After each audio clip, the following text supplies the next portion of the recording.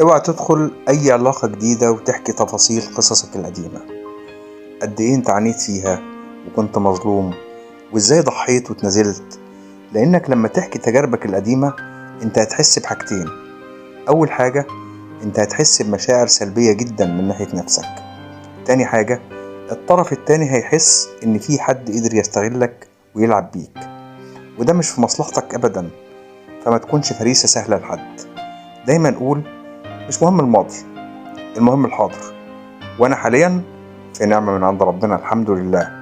فبلاش نتكلم في الماضي، لاننا للأسف بنستمتع جدا لما نحكي عن تجارب فاشلة احنا مرينا بيها، لانها بتخلينا نحس ان احنا مظلومين. فمش عايزك ابدا تعيش الدور ده، دور الضحية، علشان ما تبقاش ضحية.